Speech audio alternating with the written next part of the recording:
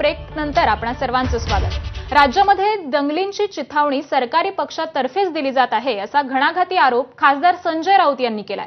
वातावरण तापवून निवडणुकांना सामोरं जायचं ही भाजपची नीती आहे अशी टीका खासदार राऊतांनी केली आहे। वातावरण बिघडवल्याचा परिणाम उद्योगधंद्यांवर होतोय याची सरकारला माहिती आहे का असा देखील सवाल त्यांनी विचारलाय। जातीय आणि धार्मिक दंगली घडवण्याच्या सुपाऱ्या या सरकार पक्षातर्फे दिल्या जातात। महाराष्ट्र पूर्वी असा नव्हता।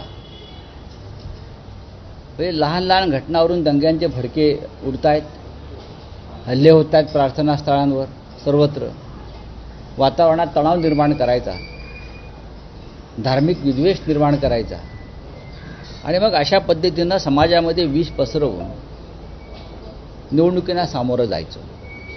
हे फक्त महाराष्ट्रात नाही तर देशभरात भारतीय जनता पक्षाचे एक राष्ट्रीय धोरण ठरलेलं आहे।